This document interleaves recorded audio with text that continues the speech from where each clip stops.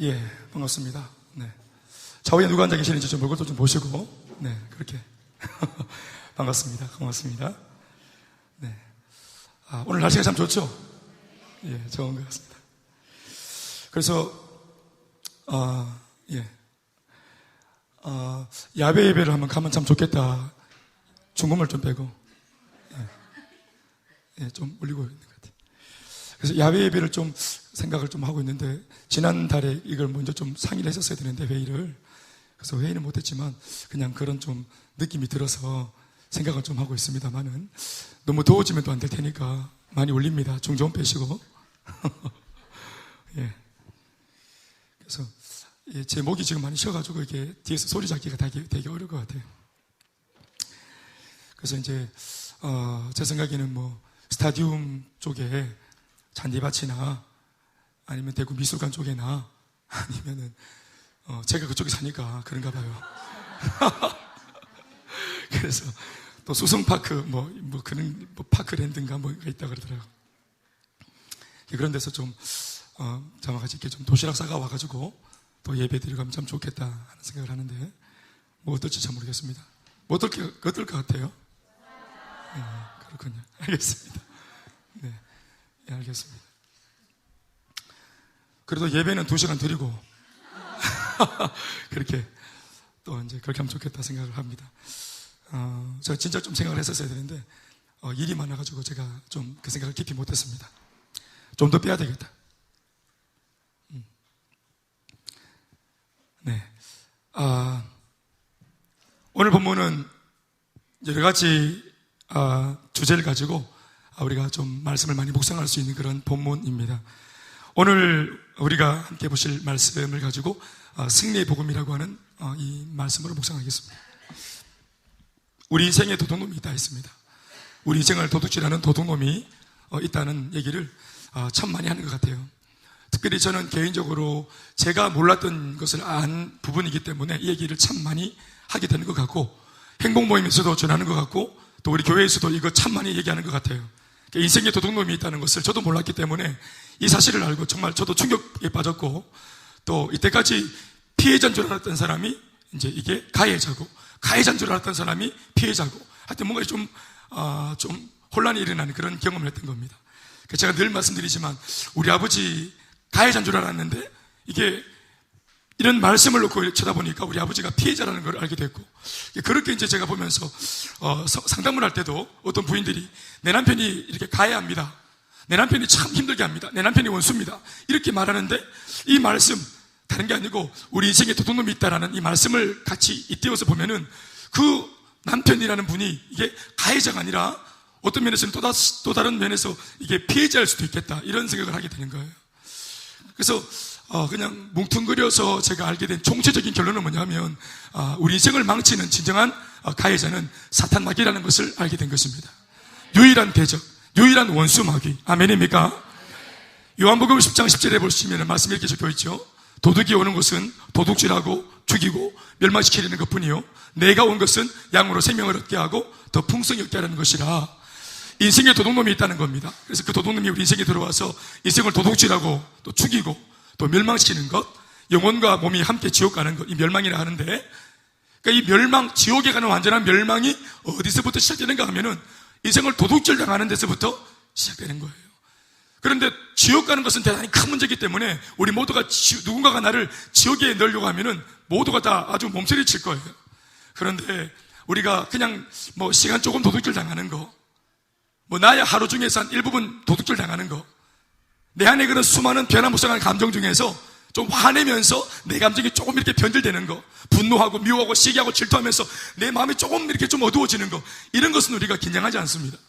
또 밝아질 때가 올 테니까, 언젠가 한번 인생이 또 뒤집어질 때가 올 것 같으니까, 또는 시간이 해결해 준다, 뭐 이런 어떤 측면이 있기 때문에 우리 마음속에 있는 이런 어떤 내면의 감정이 계속 우울하고 또 조울하고 또 기복이 심해지고 또 뭐 하여튼 막 말씀을 들어도 기쁨이 없고 또 심지어 막 졸고 또 그러니까 뭐 이런 예배 가서 막 거기서 자나 여기 집에서 자나 똑같다면서 뭐 그냥 집에서 자고, 이런 어떤 변화가 없는 삶을 이제 놓고도 이걸 당연시하고 자연시하는 이런 모습이 되어지는 거죠. 도둑질 당할 때 아직은 내 인생이 파란만장하고 앞으로 살 날도 한 80평생, 90평생 남았는데 한 하루 이틀 정도 근심하고 산다고 어때? 하고 이걸 그냥 이렇게 우리가 자연시하고 등하지 않자. 해결을 하려고 들지 않고. 내 감정도 마찬가지. 상황도 마찬가지. 그러니까 도둑질 당할 때는 우리가 이것이 얼마나 심각한 상태인지를 잘 몰라요. 그래서 그냥 놔둬요. 그런데 이게 이제 도둑질 당하는 것이 심해지면은 감정이 회복이 안 돼.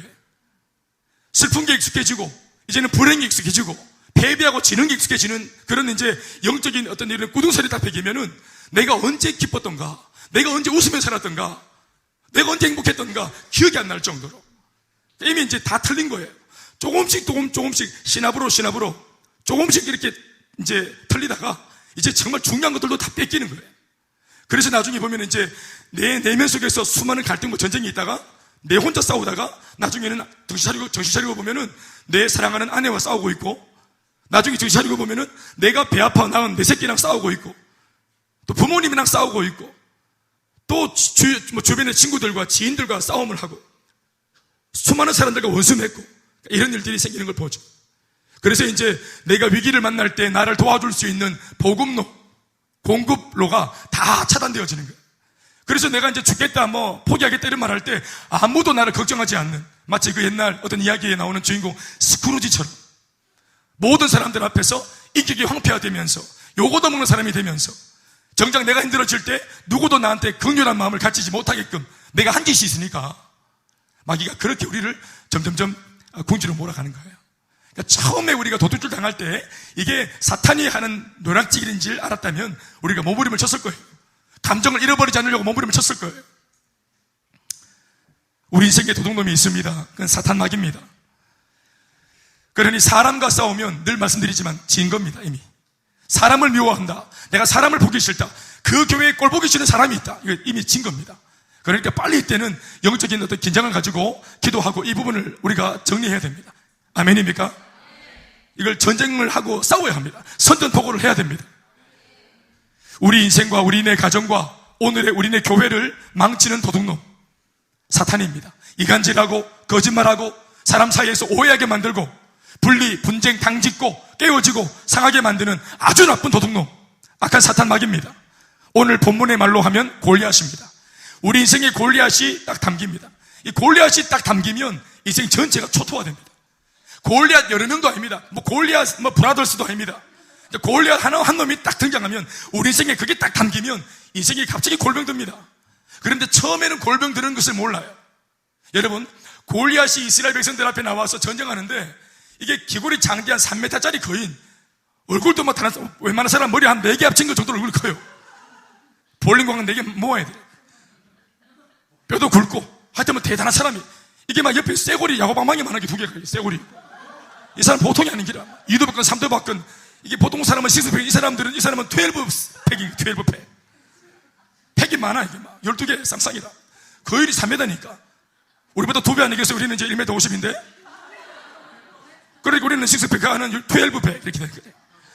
강력한 골리앗. 이 골리앗이 딱 등장해서 당장 무슨 물리적으로 고통을 준 게 아니고 이스라엘 백성들 앞에 딱 나와가지고 계속 40일 동안 욕하는 거예요.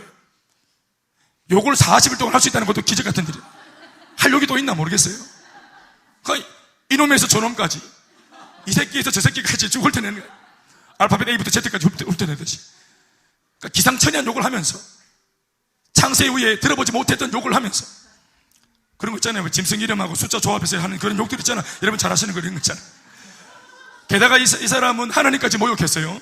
하나님까지 모독하면서, 오늘로 치면 이제 예수 믿는 사람들, 기독교, 개독교를 하고, 또 예수 믿는 사람 안티가 돼가지고 아주 하지 못할 말을 입에 담으면서 예수 믿는 사람들만 염장을 지르고, 그런데 염장은 지름받았는데 뿔따고 나고 화는 나는데 싸우려고 딱 보니까 골리앗이라 상대방이.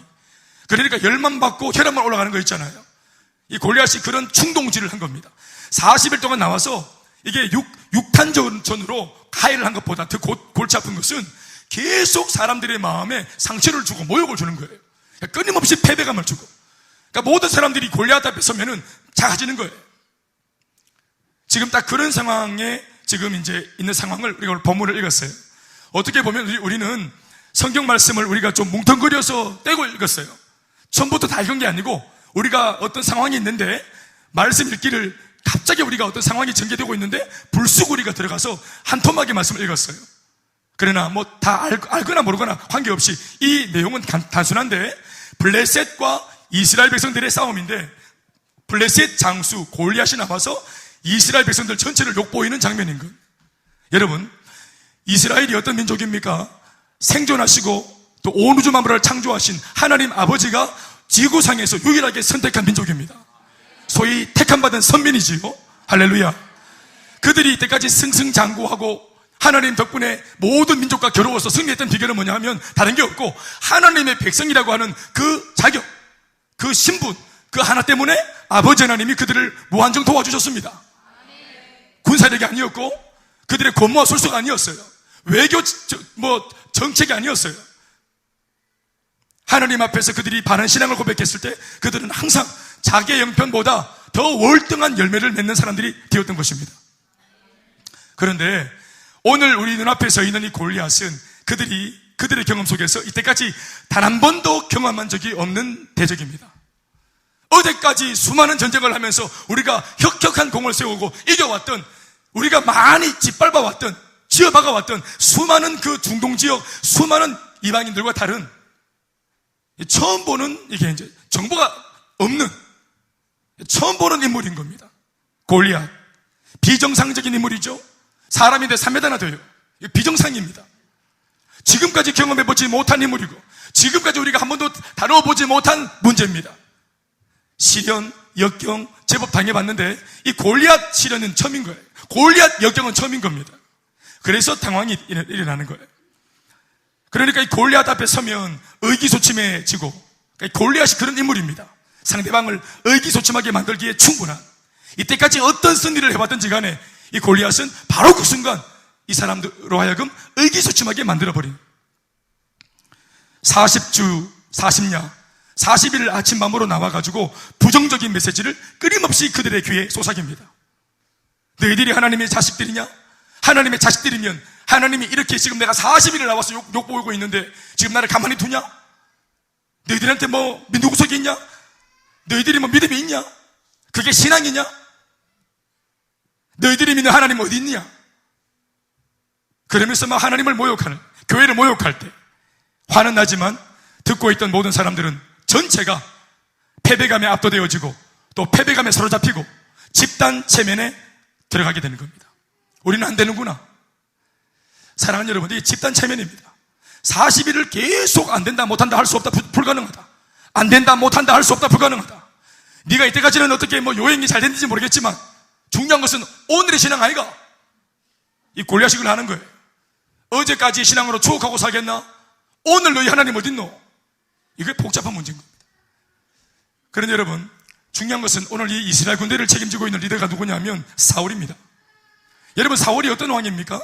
이스라엘의 초대 왕입니다.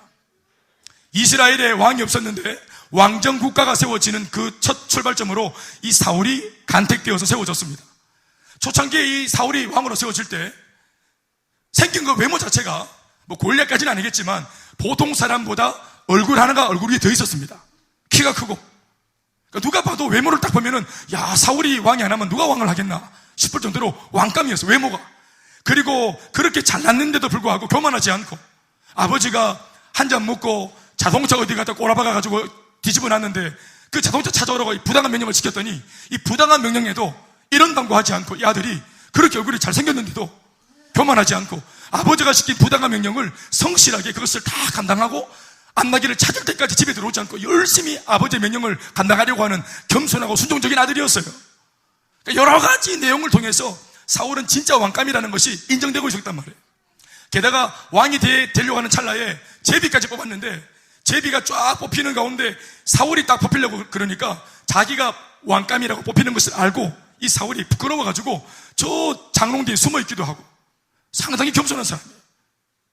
게다가 진짜 왕이 되었을 초창기 때는, 되려고 했던 초창기 때는 이방 적군들이 쳐들어왔을 때 백성들이 모두가 다 심란하고 어려워하고 있을 때 유일하게 사울이 하나님의 이름으로 이 이스라엘을 대신해서 그들을 물리쳐서 구원하는, 자기가 왜 왕이 되어야 하는지를 삶으로 보여내고 검증받는 그런 인물이었습니다.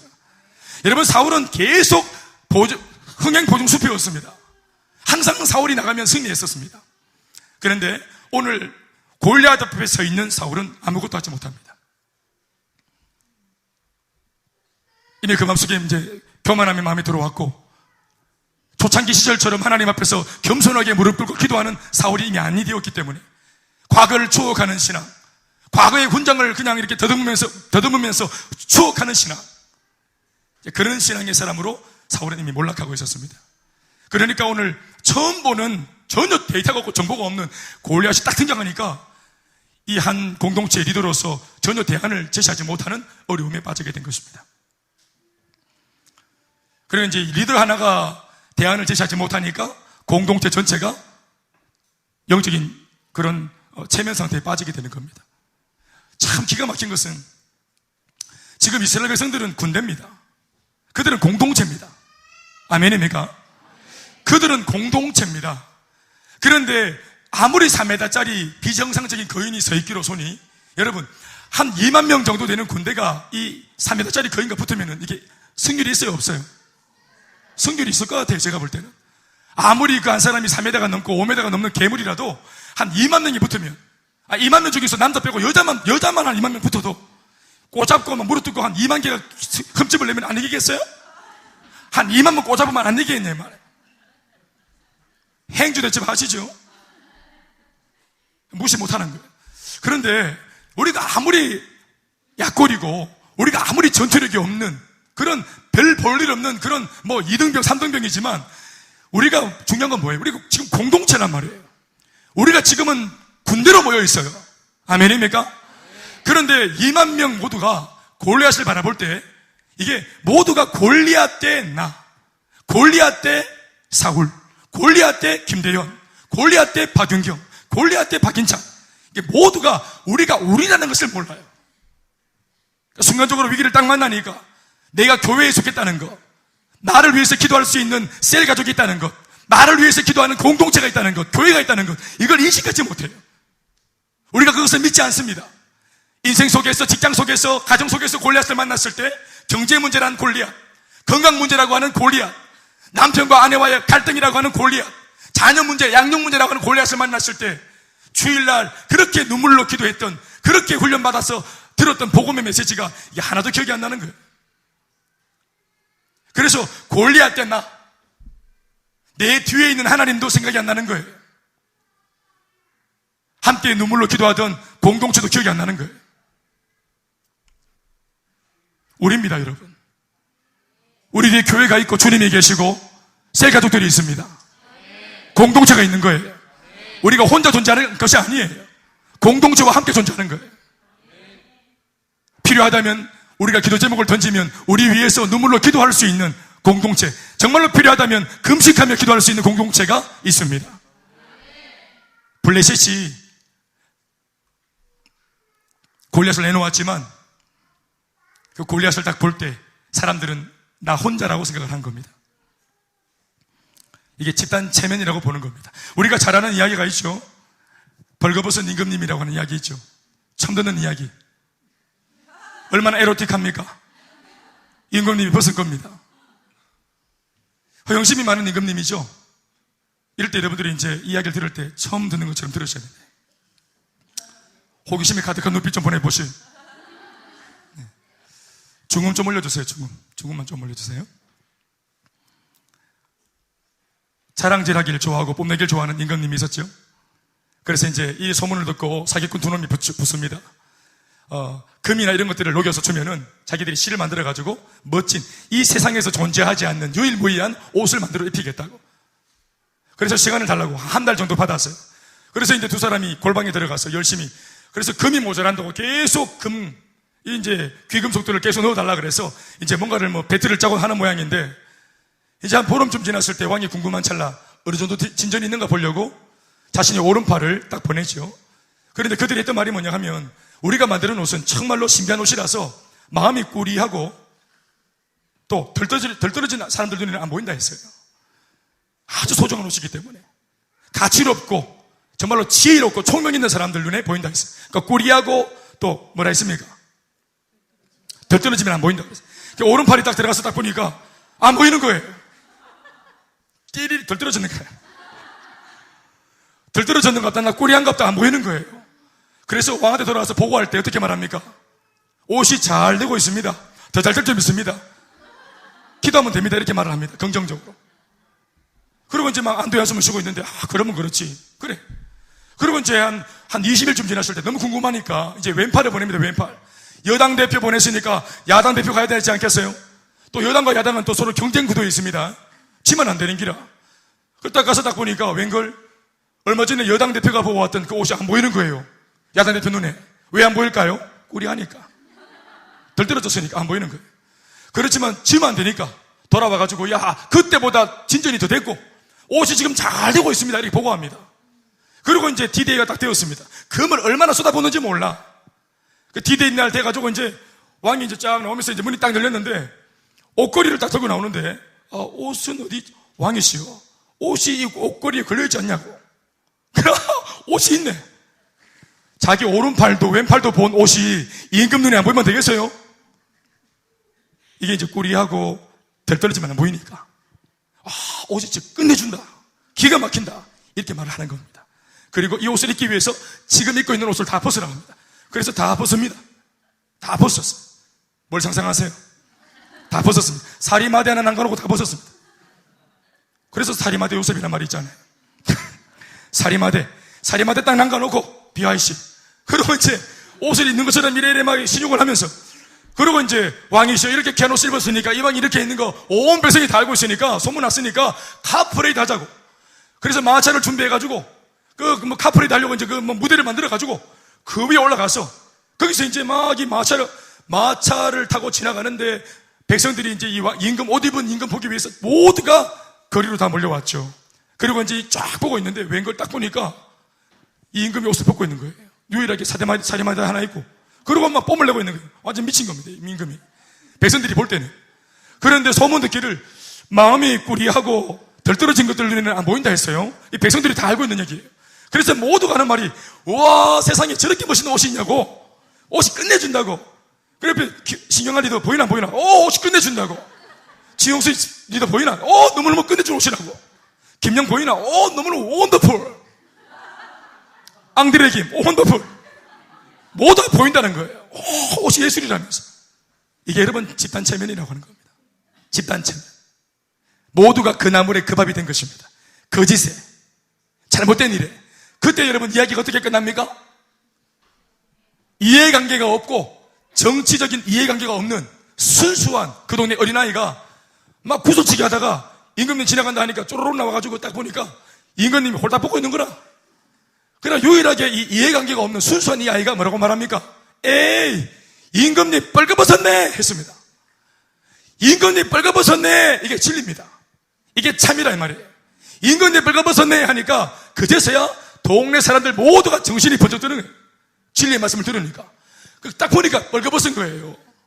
그리고 이 소식, 이 얘기를 딱 들으니까 임금도 그제서야 눈이 밝아져가지고 내가 뻘거벗은 걸 알고 부끄러워했다는 거 아니에요? 처음 듣는 얘기죠?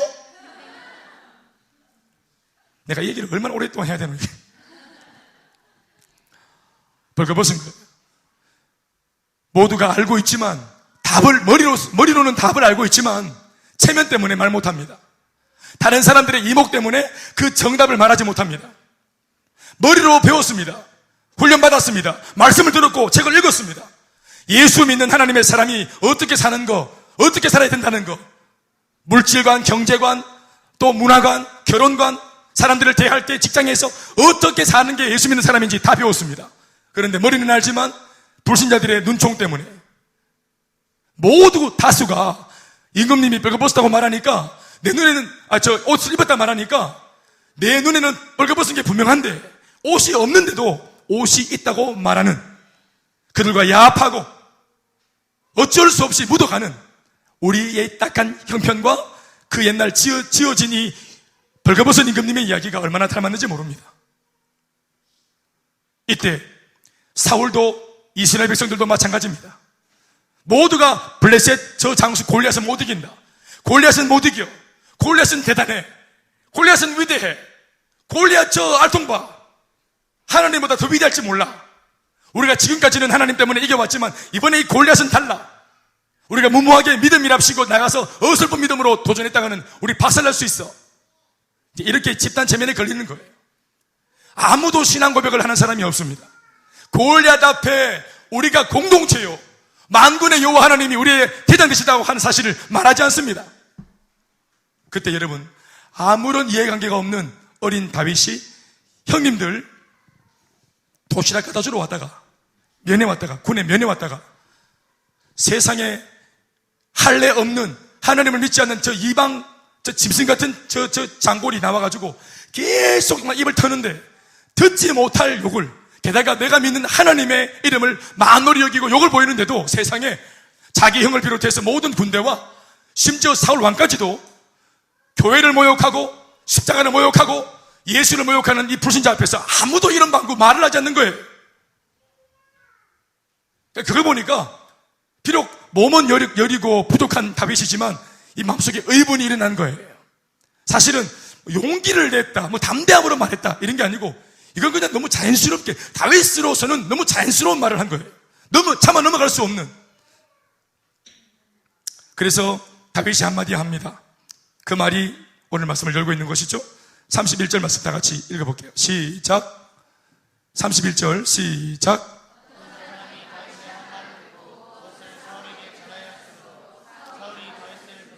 어떤 사람이 다윗이 한 말을 왕한테 전해서 그 바람에 다윗이 지금 사울 앞에 쪼르르 왔습니다. 도대체 다윗이 무슨 말을 했을까? 다윗이 한 말이 뭘까? 여러분, 쉽게 말하면 임금님 벌거벗었다 이 말 한 겁니다. 그 말씀이 뭔지 아세요? 참고해 주세요. 26절에 있는 말씀, 앞에 있는 말씀이에요. 올려주시면 읽어볼까요? 다윗이 이렇게 말을 했어요. 함께 읽겠습니다. 시작. 이 블레셋 사람을 죽여 이스라엘의 치욕을 제거하는 사람에게는 어떠한 대우를 하겠느냐? 이 할례 받지 않은 블레셋 사람이 누구이기에 살아계시는 하나님의 군대를 모욕하겠느냐? 다시 아멘 합시다. 여러분, 이 말이 겁이 나서 아무도 못하고 있는 이 말을 다윗이 유일하게 선포한 겁니다. 저 골리앗 아무것도 아니다. 저 할례 받지 못한 이방인이 사실은 여호와 하나님의 군대인 우리를 어찌하겠는가? 내가 저놈을 때려치기면 어떡할 거냐? 저게 뭐냐? 도대체 저게 뭔데 겁을 내고 있냐? 우리 집은 3대째 지금 골리앗을 겁내고 있는 중이라. 앞으로 전망이 4대째 계속 두려워할 전망이라. 우리는 단 한 번도 가난, 폭력, 폭언, 또 외도 이런 문제에서 우리 가정에게, 우리 가문에게 가족력이다, 그렇게 윗대로부터 당해왔는데, 그리고 지금도 고통이 스멀스멀 내 인생을 좀먹고 있는데도 우리 가문과 가정에 몇 배나 해 잡수은 이 골리앗을 우리가 대처할 방안이 없고 저항할 방안이 없고, 그래서 속수무책으로 이걸 눈 뜨고 뻔히 보면서도 지금 골리앗 발에 짓밟히는 그 일을 그냥 방치하고 있는 겁니다. 지금 그렇게 살면 반드시 그 부모는 깨집니다. 지금 계속 그렇게 살았다가는 이 아이들 다 엄마 아버지를 등 돌리고 떠나갈 수밖에 없습니다.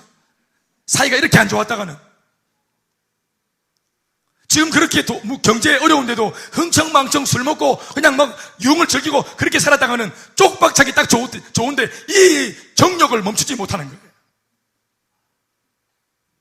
서로 사랑한다는 말, 내가 미안했다는 말, 이 한마디만 하면 되는데 그걸 못해서 끝장을 보려고 달려가는 양극단으로 치닫는 부부.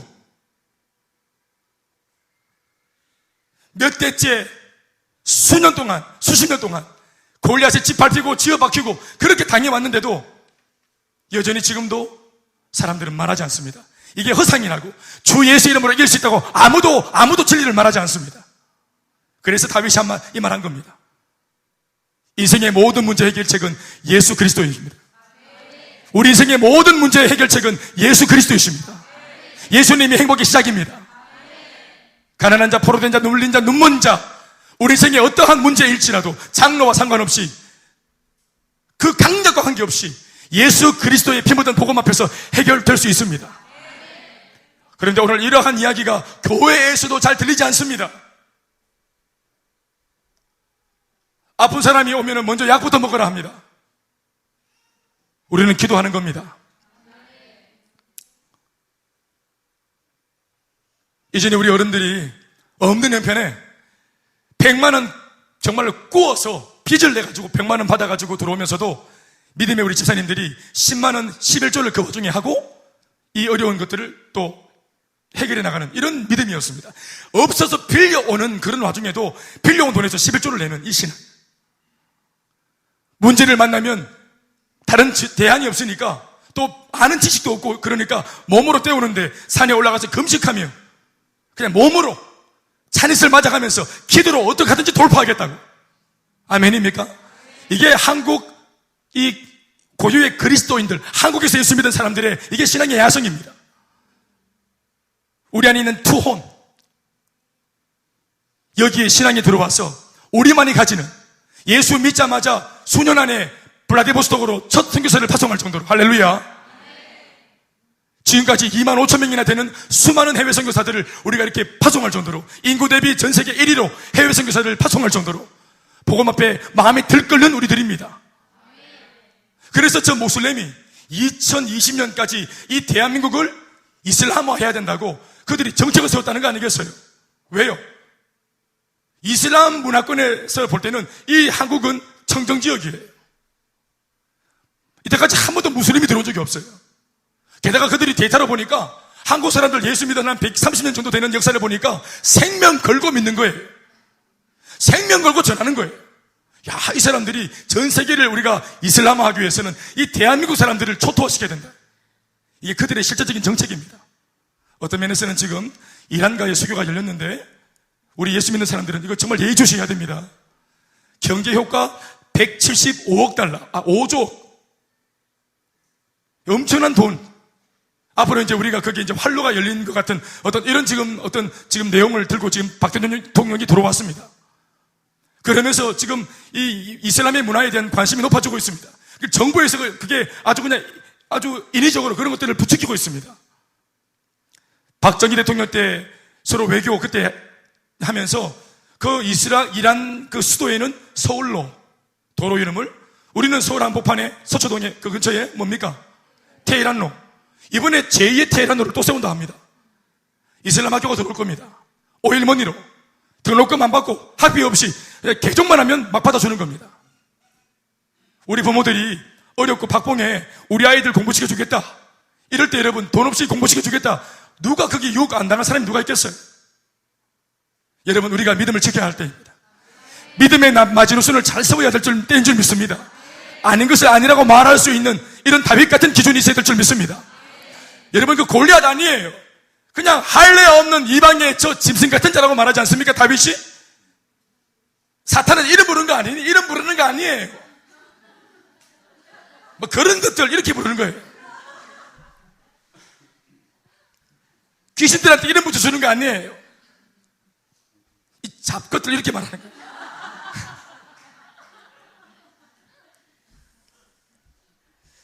근데 어떤 사람이 다윗이 한 말을 듣고 아멘 하고 눈이 밝아져야 되는데 저거 봐라 누구는 믿음이 없나? 누구는 신앙이 없나? 지금은 지혜로워야지. 골리앗 알통 봐라. 알통. 누가 모르나? 골리앗 우리는 믿음의 사람이고 자는 믿음이 없는 거 누가 모르나? 우리도 신앙이 있다고. 누가 뭐 신앙 고백 못해서 뭐 안 하나? 그 다윗이 신앙 고백을 딱 하니까 참 잘한다. 네 어린데 참 잘한다. 이렇게 어린애가 드시는 거 배웠노? 참 잘한다. 칭찬을 못할 망정. 이걸 세상에 왕한테까지 가서 고쳐질 게 뭐예요? 애가 말해가지고 이거 뭐 임금이 나와야 됩니까? 이런 걸로 임금이 불렀어요. 네가 쓸데없는 소리 했다며. 감히 나도 하지 않는 말을. 그게 무슨 말인데요? 하나님 살아계신다 이 말 한 거예요. 예수 믿는 사람이 하나님 살아계신다고 말했는데 그게 잘못된 겁니까? 원래 이런 말을 할 때 골리앗이 불러야죠. 하나님 살아계신다 이렇게 할 때 골리앗이 불러야지. 열받아가지고. 사울이 왜 불러요? 사울 예수 믿는 사람 아닙니까? 목회자예요. 주일학교 학생이 목사님가 말 안 하니까 주일학교 학생 입을 열어서 고백을 했다 이 말이라. 그럼 마귀가 쫄아야 되는데 사울이 쫄아가지고 불렀다. 니 무슨 소리 하노 그거? 니 그래가지고 괜히 저 사람 염장질러가 우리 좋을 게 뭐가 있노? 이 꽉 다물어라. 그랬더니 다윗이 뭐라 합니까? 32절 말씀에 다윗이 사울에게 말하되 그로 말미암아 저 골리앗 저거로 말미암아 사람이 하나님의 사람이 우리가 낙담하지 말 것이라. 따라합시다. 그로 말미암아. 크게 그로 말미암아 사람이 낙담하지 말 것이라. 주 예수의 사람이 낙담하지 말 것이야. 할렐루야. 하나님의 사람은 낙담하는 거 아니야. 지지 아니야. 하나님의 사람은 낙심하는 거 아니에요. 안 어울리니까. 아멘입니까? 우리는 망할라 그래도 안 망해지는, 망하는 게 어렵고 망하는 게 불가능한, 안 되는 게 불가능한. 아멘입니까? 홍해바다 쪼개져서 우리가 걸어서 건너왔어요. 우리가 아무리 힘들고 어려워도 다시 애굽으로 돌아가려고 아무리 우리가 바늘을 쳐도 그 옛날처럼 다시 홍해바다가 갈라져서 돌아가는 일은 없어요. 홍해바다 한번 갈라지고 다물어진 뒤에는 다시 안 열려요. 옛길로 못 돌아가요. 예수 괜히 믿었다 불신자가 못 돼요. 이제 그런 줄 알죠? 그러니까 잘 믿어보는 방법밖에 없어요. 아멘입니까? 채찍이 그립습니까? 노예 근성 맞아야 합니까? 자연이 됐는데 그러지 마세요. 그러지 마세요. 맞고 싶을 때 그냥 옆에 사람한테 끌고 달라 하세요. 맞지 말고. 아멘입니까? 아니 꼬마가 왕한테 말합니다. 이스라엘 백성들 그 공동체 리더한테 말합니다. 하나님의 사람이 이런 문제와 역경 때문에 낙심하는 게 아니라고. 그래서 하는 말이 주의 종 내가 저 블레셋 사람과 싸우겠다고 나를 보내달라고 딱 이렇게 말합니다. 그러면 사울이 아멘. 애가 이렇게 말하는데 정신 차리자 우리 잘하자 이래야 되는데 사울이 다 나심막한 목소리, 안정된 목소리, 차분한 목소리로 이 철딱선이 없는 아를 가르칩니다. 그래 이 중등부가 요다엘이가 그래 스스리는 누구? 그래 지용수 쌤이가 그래 참 잘해. 암송했나? 잘 배웠네 이거. 그래 참 잘했다. 하나님 앞에서 세번 동그라미 참 잘했다. 그래 잘했다. 훈련 참 잘 받았네. 그런데 야야 내가 바보가 아니잖아. 내가 저 골리앗이 하도 뉴페이스 신비한 인물이라가 내가 뒤져서 다 해봤다. 정보를 쭉 틀어봤다. 시장을 틀어보이긴 해. 자 정보가 나왔다. 똑똑히 들어라. 33절 말씀 다 같이 시작. 사울이 다윗에게 이르되 네가 가서 저 블레셋 사람과 싸울 수 없으리니 너는 소년이요 그는 어려서부터 용사임이라. 자 다른 게 아니고 데이터가 나왔어요. 골리앗 네이버에 딱 물어보니까 데이터가 딱 나왔는데 어려서부터 용사. 야는 싸움꾼이에요. 못 싸워요. 어릴 때부터 싸움을 했어요. 엄마 뱃속에서 태어나면서 산파 기대기 때렸어요. 지가 대충 끊었고 그리고 바로 유치원에 가서 짱을 먹었어요. 기대기 딱 때리고 태어났는데 기본이 식스팩이라 태어났는데 막 유도박군으로 태어났어요. 어릴 때부터 막 동네 깡패짓 하고 삥 뜯고 수바리 치고 기대기 때리고 신발 나이키 다 뺐고 누구 얘기하는지 모르겠네. 어릴 때부터 용사, 어릴 때부터 깡패라. 전문 싸웠고 싸움이 많아. 싸움을 많이 했어요. 온몸 이거 열면 이 앞에 막 호랑이 뒤에 용 아시죠? 복잡해요. 이때까지 전부 싸워가지고 전부 다 이겼어요. 골리앗 한 번도 쳐본 적이 없다는 이 데이터. 사울이 쫙 조사해보니까 쫙 현실적으로 이렇게 생각해야 된다고. 흥분하면 안 된다고. 조사해보니까 골리앗은 결론이 뭐냐면 우리는 못 이긴다. 이게 결론이야. 사울이 넉넉히 있는 거예요. 그러니까 이 다윗이 쓸데없는 말을 하니까 내가 바보냐 이 다윗아. 다 알아봤다. 정보를 다 시장 털어봤다. 못 이긴다. 야는 전문가다. 그러면서 사울이 왜 골리앗을 대변합니까? 사울이 왜 골리앗을 대신해서 변호합니까? 이력서를 쫙 가져와서 아주 물리적이고 육체적이고 아주 세상적인 이력서를 소개합니다. 싸움 전문가다. 너는 소년이고 액면가로 볼 때 현실적으로 볼 때 너는 잽이 안 된다. 이력서를 봐라. 이력서를 화려하다. 화려해. 이력서가 몇 장이나 호치키스로 찍었다 지금. 너는 이력이 뭐고 사진 붙었고 그 다음 다윗 끝이다. 전적 양 목동 없어. 스펙이 이래가 되겠나 이 말이야. 스펙이 이래가. 이런 스펙으로 무슨 일을 하겠어요? 그 이스라엘 예루살렘 대학 정도로 나와야 되는데 들판에서 계속 양치고 양껍데기 벗기고 이러고 있었단 말이에요.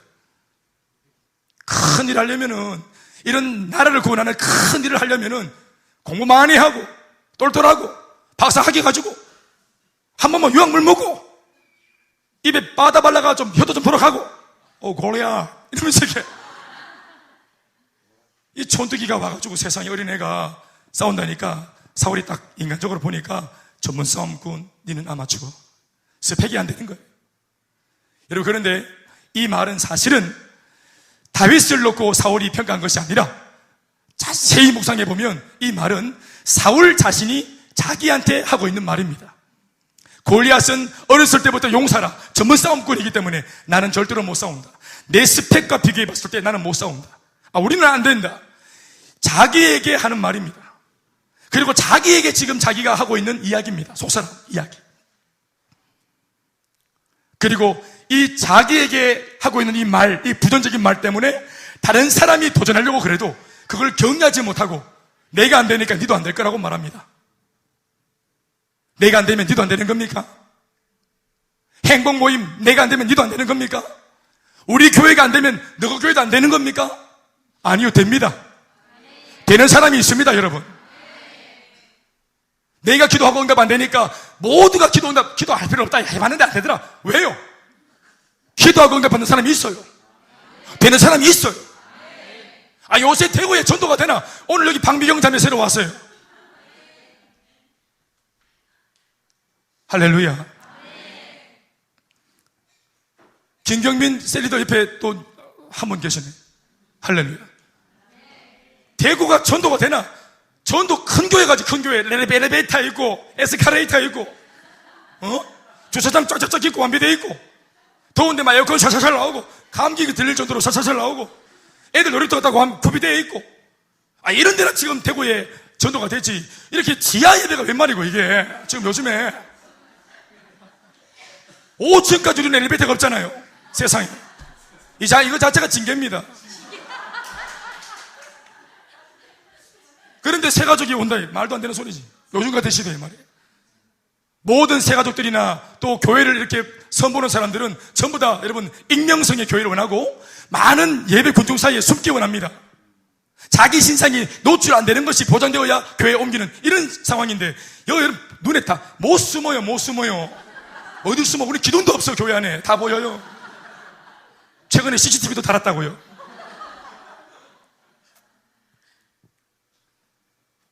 사랑하는 여러분, 사울은 너무 많이 합니다. 쓸데없는 거. 사랑하는 여러분, 미국의 어떤 그 위도 집회를 체크하는, 발견하는, 거기 이제 모임에 있는 그 사람 중에서 이런 말을 했다는 거예요. 우리가 위조 지폐를 잘 발견하는 사람들인데, 전문가들인데, 위조 지폐를 잘 발견하기 위해서 우리가 계속해서 연구하고 애쓰는 것이 뭐냐 하면, 어떤 게 위조 지폐일까? 가짜를 연구하는 게 아니라, 진짜 하나를 연구한대요.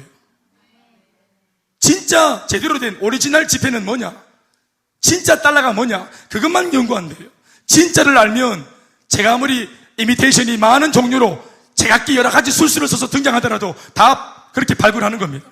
다 색출해내는 것입니다. 진짜를 알면 가짜를 이기는 거예요. 가짜에 대해서 뭐 많이 할 필요 없어요. 저는 불교 몰라요. 이슬람 몰라. 대순진이 모릅니다. 저는 하나님의 교회 잘 몰라요. 여호와 증인 잘 몰라요. 그러나 저는 주 예수의 증인입니다. 진리를 알면 부끄럽지 않습니다. 하나님의 말씀을 우리가 잘 묵상하고 한 분 살아계신 그 하나님만 잘 알면 두려울 게 없습니다. 속지 않습니다. 아멘입니까? 사울은 너무 많이 알아요. 쓸데없는 거.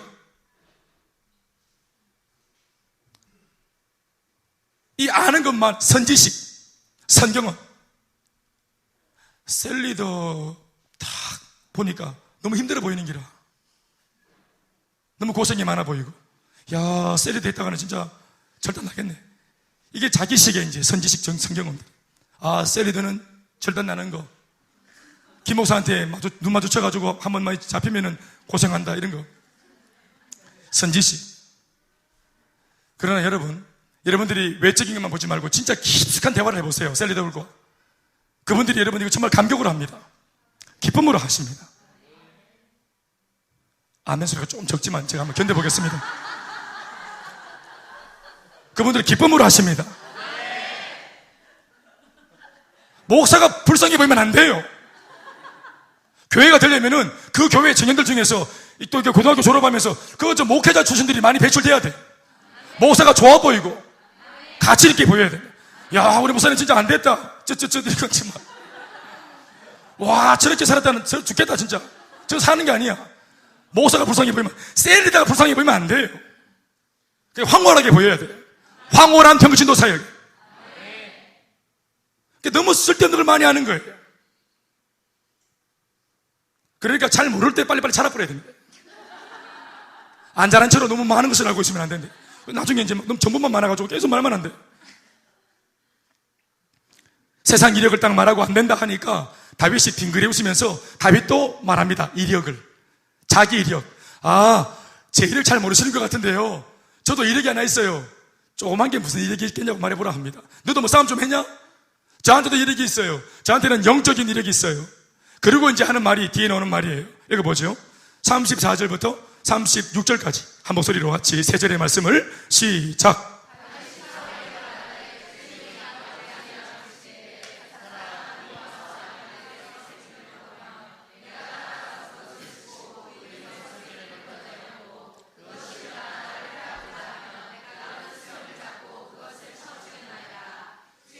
사자와 곰도 쳤은즉 살아계시는 하나님의 군대를 모욕한 이 할례받지 않은 블레셋 사람이리까 그가 그 짐승의 하나와 같이 되리이다.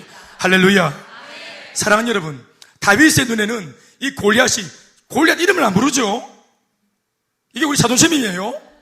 이름 부르지 않아. 그냥 짐승이란, 짐승 중에 하나.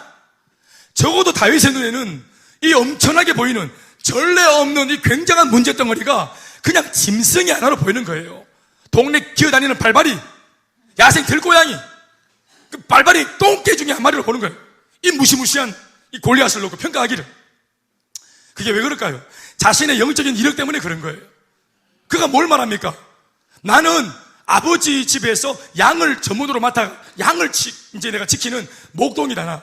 우리 형이 7명이 있는데, 내가 8째 내가 태어났는데, 우리 아버지가 나한테 어릴 때부터 계속 이제 목동일만 시켰다. 사실 여러분 이거 좋은 거 아닙니다. 당시 이스라엘 백성들은요, 우리나라처럼 첫째보다 둘째보다 막내를 기뻐하는 이런 문화가 아니에요. 그 나라는 식구가 태어났다. 일단은 노동력이 확보되어야 돼요.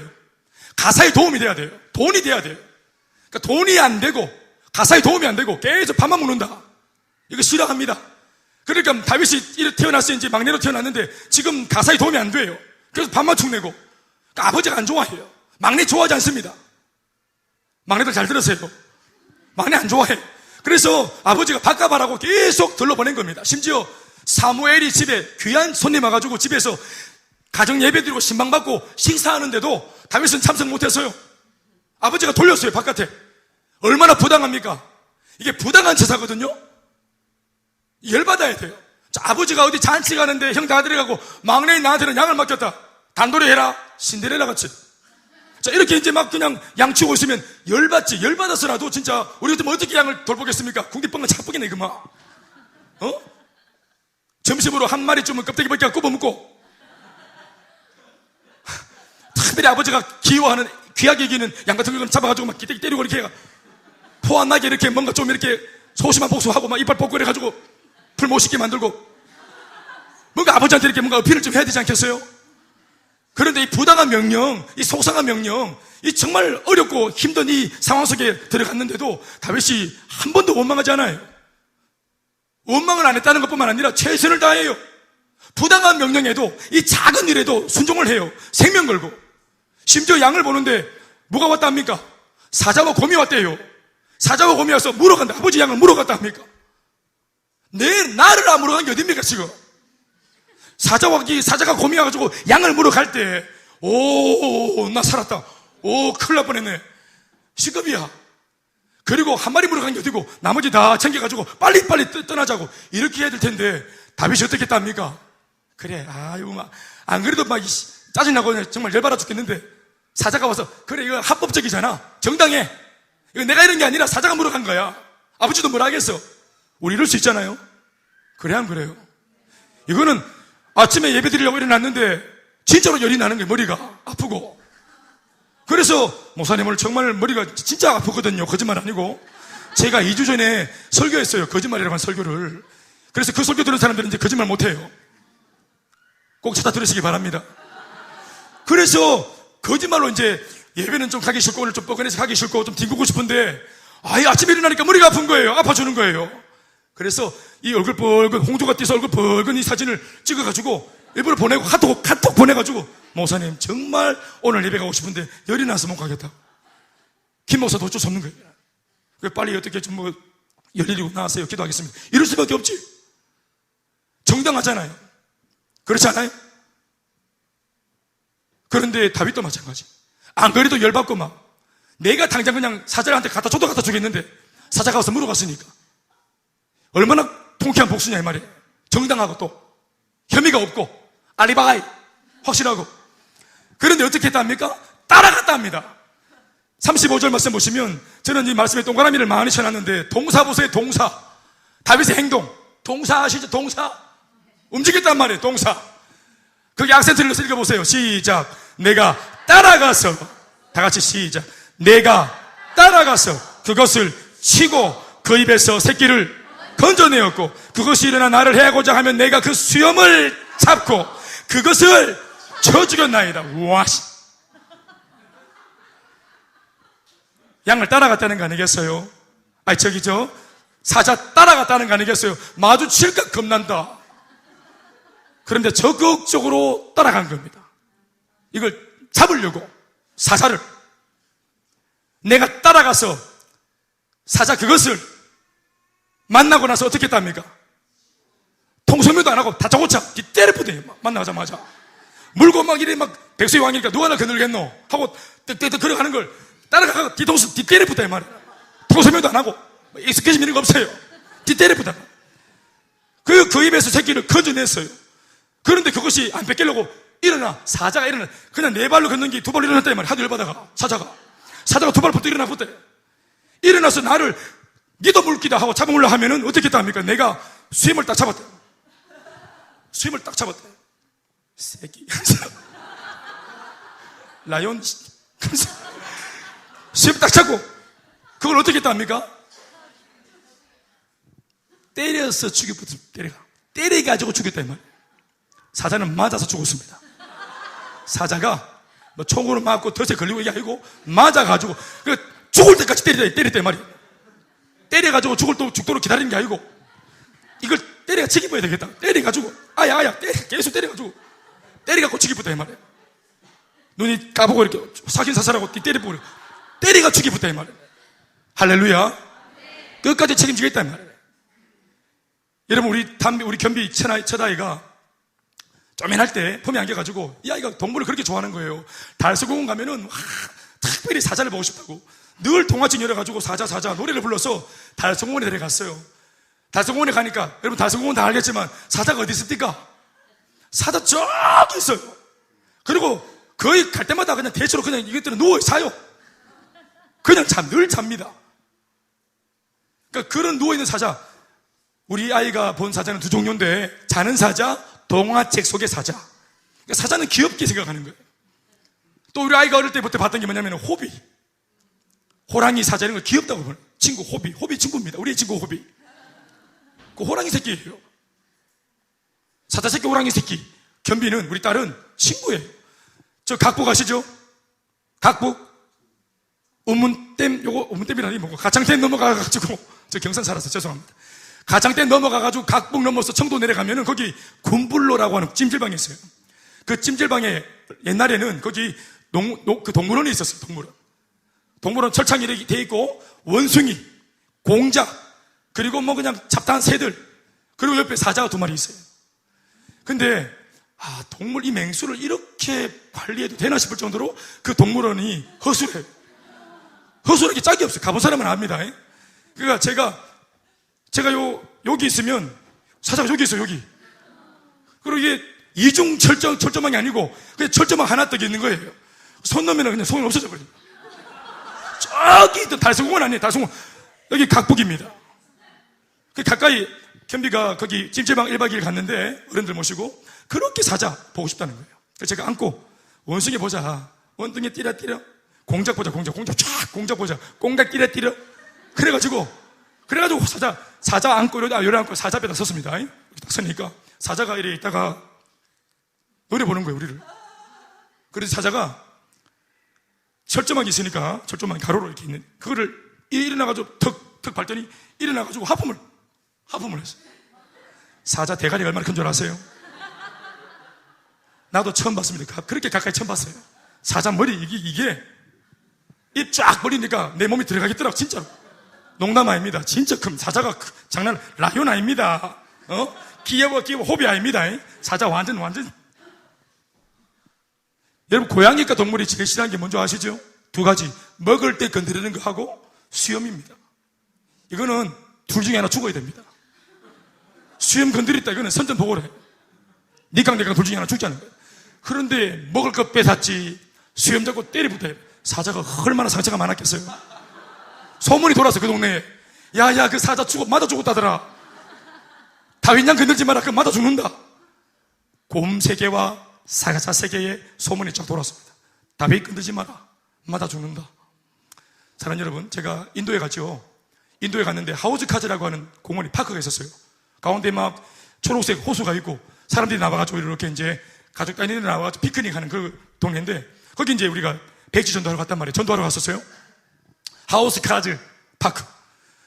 그게 이제 단기 선교사님이 목사님 여기 다른 분도 마찬가지고 전도할 때 야생 원숭이 출몰한다고 조심하라. 야생 원숭이. 그 야생 원숭이 되게 호기심이 나잖아요. 그래서 그러냐고. 근데 돌아보니까 야생 원숭이 어디 있겠어요. 그런데 아내랑 둘이 이제 전도하러 딱 가는데 집사람은 여기 자매들한테 복음 전하러 가고 저는 가려다가 뭔가 이렇게 좀 느낌이 이상해서 딱 돌아보니까 저 나무 위에 낮은 나무, 요 키만큼 되는 낮은 나무에 야생 원숭이가 붙어 있는 거예요. 붙어가지고 뭐 이렇게 까싸고 있는 거예요. 그래서 제가 기타 메고 호기심에 쫓아갔다 아닙니까? 고기도 요 정도 요까지 갔어. 요 앞에서 이제 원숭이가 이렇게 뭐 까먹고 있는 거예요. 이러면서 봐보더라고. 내가 옆에 이렇게 가까이 쳐보는 거예요. 철조망도 없어. 생이라 생. 예, 완전 뭐 사파리. 그래 앞에 가가지고 제가 이래 보고 있었어요. 째려보면서. 그 이놈이 좀 부끄러운 얘기인데 이게 이래 먹고 있다가 고개를 드는 거라 나를 보면서 눈이 우리가 한 10초 정도 서로 보고 있었어요. 지도 보고 나도 보고. 나는 사실 조금 쫄긴 쫄았지만 야 천하의 원숭이다 이거지. 몽키 이거 가소롭다 진짜. 그래가 째려보고 있었어. 그 단기 선교사가 또 이제 겁을 주니까 더 가짠테. 원숭이 조심하라고. 사람이 원숭이를 조심하나 우리가.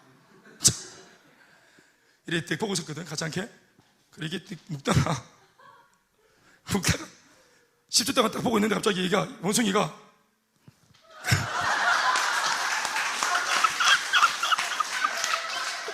진짜 원숭이가 또 이렇게 하는 거야. 내가 우와 아무도 안 봤어요. 진짜 아무도 안 봤는데 막 내려와가지고 주변에 아무도 없는 거예요. 집사람은 저기서 복음 전하고 있고 진짜 순간적으로 진짜 내가 얼마나 부끄러운지 진짜 와 나 그냥 죽어버릴까 그냥 이 호수에 뛰어들을까 막 이런 생각. 우와 정말 쪽팔려 죽겠네. 내가 쫄다니 이게 말이 되나 이게. 와 진짜 내가 왜 쫄았지? 내가 왜 이게 이 할례 없는 것이라고 내가 말 못했을까 이게. 왜 임금님 벌거벗다고 말을 못했을까 내가. 나도 모르게 너무 쫄아. 깜짝 반사신경 쫄아가지고 도망갔어. 와 이게 너무 모멸스러운 거예요. 그래서 막 복음 전하다가 다시 내가 거기 갔어요. 딱 하니까 그 원숭이 없는 거야. 복수해야 되는데. 그래서 내가 이것 때문에 내가 내년에 다시 가려고. 원숭이도 야생 라이브 사파리 무섭습니다. 사자 이 정도가 아니지 사자는. 사랑하는 여러분, 이게 다윗의 이력입니다. 사자를 잡았던 이력, 곰을 때려 잡았던 이력, 그리고 이것이 누구로 말미암았다고 말하고 있나요?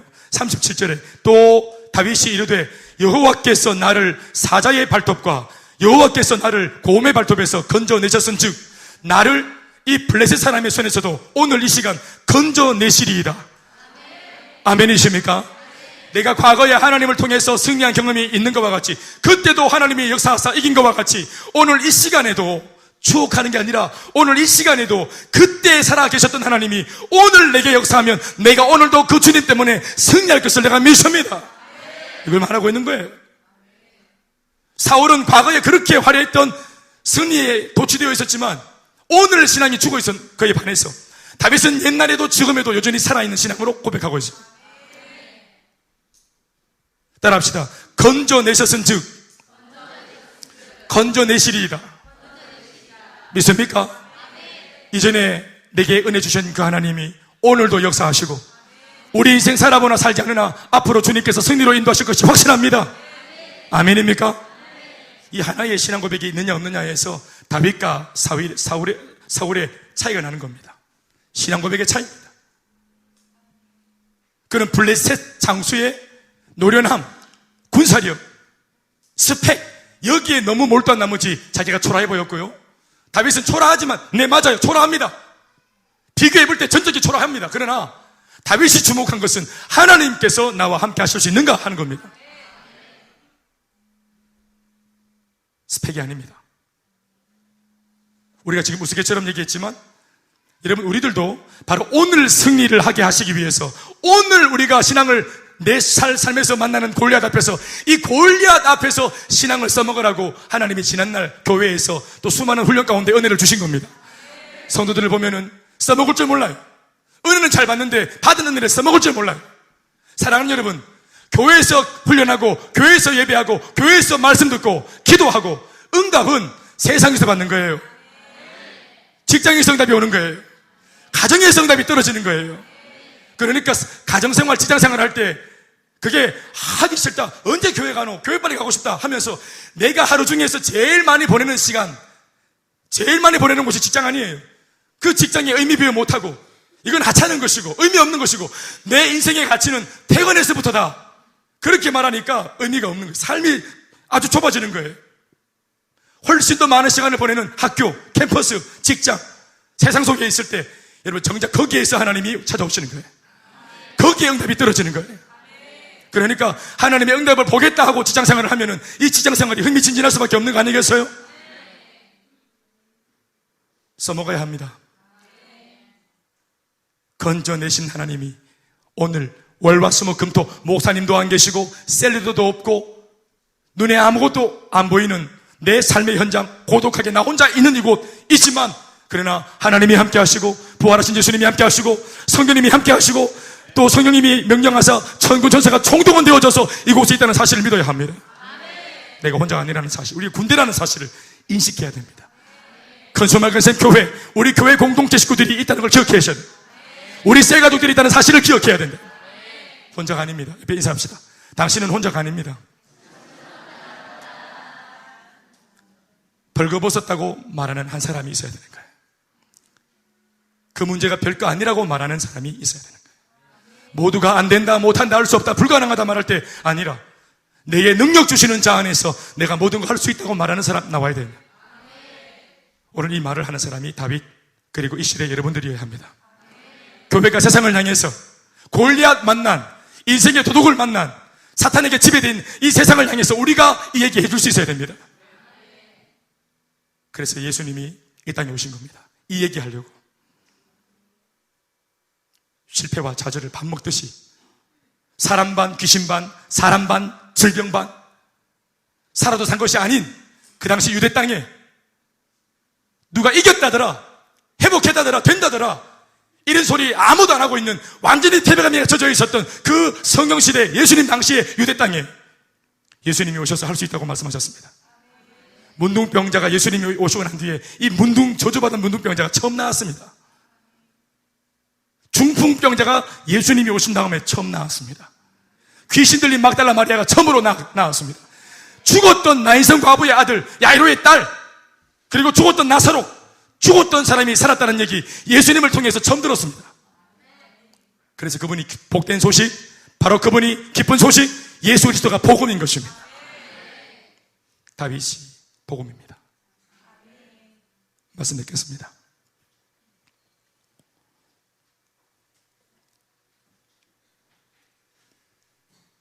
직장생활, 경제생활 저보다 여러분들이 훨씬 더 세상에 몸을 많이 담고, 어떤 면에서는 목사니까 저런 소리 하지, 세상 물정 모르는 목사니까 저런 소리 하지. 아까도 말했죠. 여러분, 세상 물정 아나 모르나 아무 관계 없습니다. 정보를 많이 가지고 있나 많이 안 가지고 있나 뭐 그런 거 필요 없습니다. 중요한 것은 내가 믿고 있는 이 한 가지의 진리를 제대로 아는 게 중요합니다. 하나님 살아계신다는 거예요.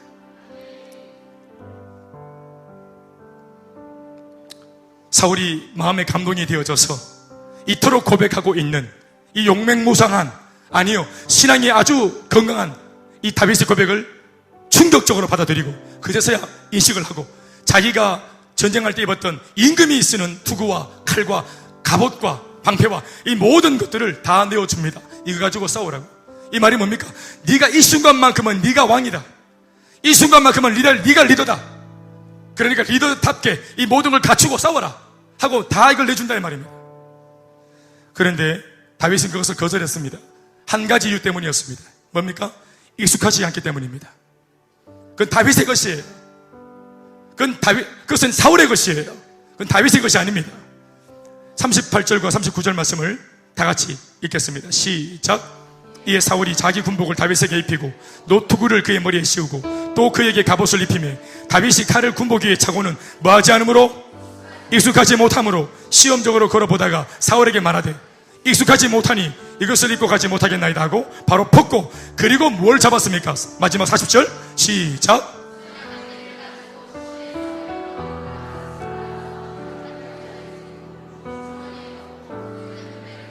블레셋 사람에게로 나아가니. 할렐루야.